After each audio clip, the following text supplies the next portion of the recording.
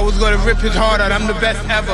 I'm the most brutal and vicious and most ruthless champion there's ever been. There's no one can stop me. Lynx is a conqueror. No, I'm Alexander. He's no Alexander. I'm the best ever. There's never been anybody as ruthless. I'm Sonny Liston. I'm Jack Dempsey. There's no one like me. I'm from Nairclaw. There's no one that can match me.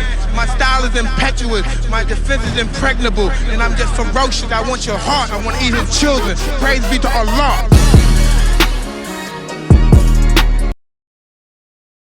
Hello TC. Miss Simpson and all viewers. As I was coming out the subway, I overheard 4 of the club boys discussing social distancing and mask. Dog, you not taking it serious. If you did, you wouldn't be walking around here without your mask on. I do take it serious. No, you don't. Because if you did, you wouldn't be walking around putting all of us in danger. Man, what's up with you? She didn't have a mask on. What made her not suspect? She was cute. Oh man, death ain't cute. And you better believe it's some real stuff. Since you're trying to do the world, let's think about this. It's some airborne AIDS and your mask is your condom. I hear you, dog. I hear you.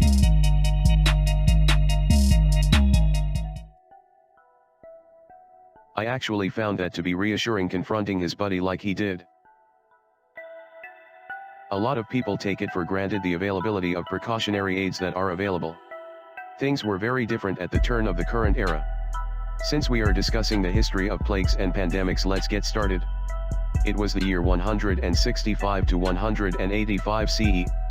The Antonine Plague was possibly an early appearance of smallpox that began with the Huns. The Huns then infected the Germans, who passed it to the Romans, and then returning troops spread it throughout the Roman Empire. Symptoms included fever, sore throat, diarrhea and, if the patient lived long enough, pus-filled sores. This plague continued until about 180 AD, claiming Emperor Marcus Aurelius as one of its victims. Let's clear up the difference between an epidemic versus a pandemic. An epidemic, from Greek pi upon or above and delta mu omicron demos people, is the rapid spread of disease to a large number of people in a given population within a short period of time.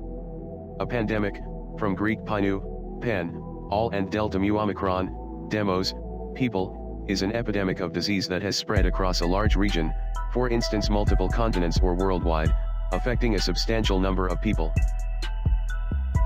The Antonine Plague claimed at least 5 million lives. Almost 360 years later, the plague of Justinian, 541 to 542 AD, was a pandemic that afflicted the Byzantine, Eastern Roman, Empire and especially its capital, Constantinople, as well as the Sasanian Empire, and port cities around the entire Mediterranean Sea, as merchant ships harbored rats that carried fleas infected with plague. 735 to 737 CE. Japanese smallpox epidemic of the Tenpyo era, was a major smallpox epidemic that afflicted much of Japan. Killing approximately 1/3 of the entire Japanese population, the epidemic had significant social, economic, and religious repercussions throughout the country. Bubonic plague is one of 3 types of plague caused by bacterium Yersinia pestis. 1 to 7 days after exposure to the bacteria, flu-like symptoms develop. These symptoms include fever, headaches, and vomiting. Swollen and painful lymph nodes occur in the area closest to where the bacteria entered the skin. Occasionally, the swollen lymph nodes may break open. Vaccines have not been found to be very useful for plague prevention. Several antibiotics are effective for treatment, including streptomycin, gentamicin, and doxycycline. Without treatment, plague results in the death of 30% to 90% of those infected. Death, if it occurs, is typically within 10 days. With treatment, the risk of death is around 10%. Now Miss Simpson, I would like to take the time to answer your earlier question on why I am dressed as a bird. A plague doctor was a medical physician who treated victims of the bubonic plague. In times of epidemics, these physicians were specifically hired by towns where the plague had taken hold. Since the city was paying their salary, they treated everyone, both the wealthy and the poor. Some plague doctors wore a special costume.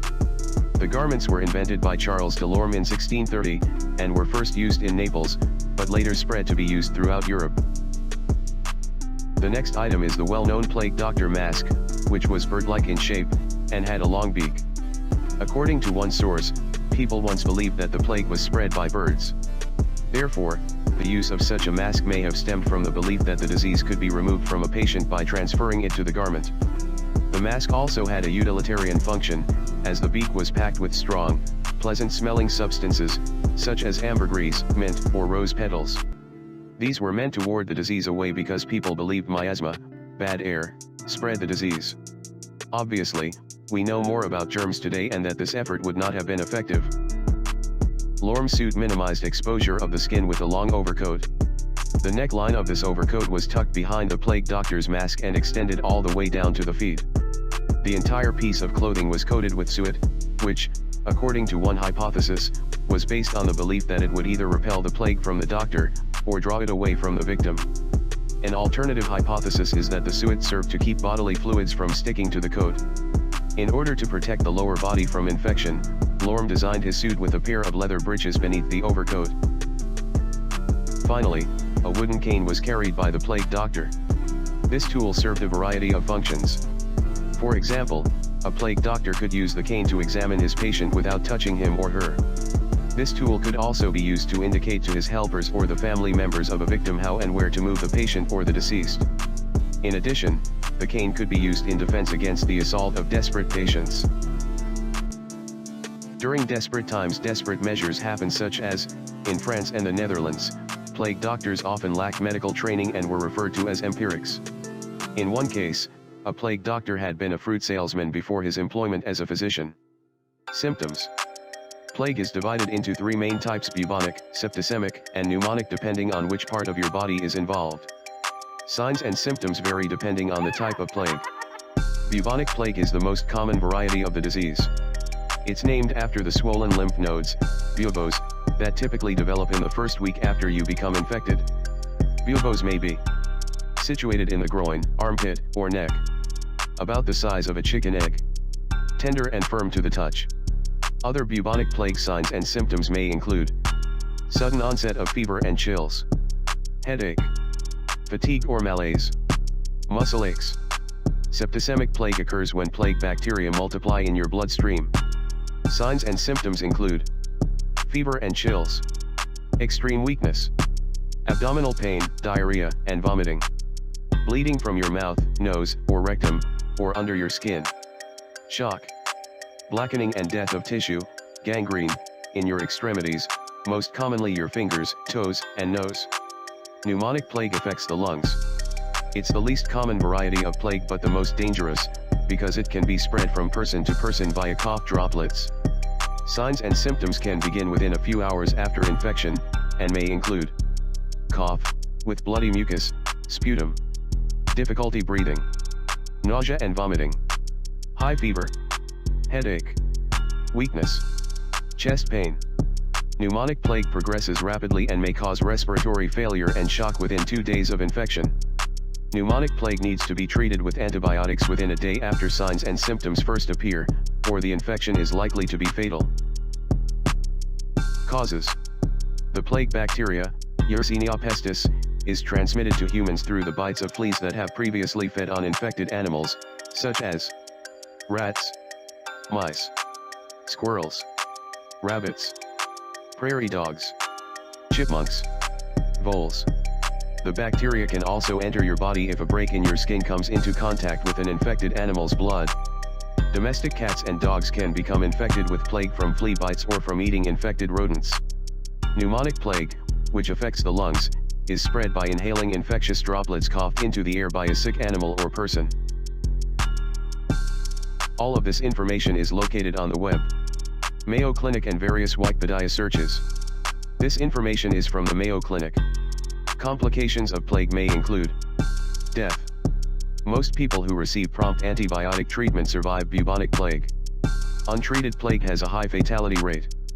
Gangrene. Blood clots in the tiny blood vessels of your fingers and toes can disrupt blood flow and cause that tissue to die. The portions of your fingers and toes that have died may need to be removed, amputated. Meningitis. Rarely, plague may cause inflammation of the membrane surrounding your brain and spinal cord, meningitis. No effective vaccine is available, but scientists are working to develop one. Antibiotics can help prevent infection if you're at risk of or have been exposed to plague. Take the following precautions if you live or spend time in areas where plague outbreaks occur. Rodent-proof your home. Remove potential nesting areas, such as piles of brush, rock, firewood, and junk. Don't leave pet food in areas that rodents can easily access. If you become aware of a rodent infestation, take steps to control it. Keep your pets free of fleas. Ask your veterinarian which flea control products will work best. Wear gloves. When handling potentially infected animals, wear gloves to prevent contact between your skin and harmful bacteria. I'm TC Incognito 6. Join the Law family by liking my page.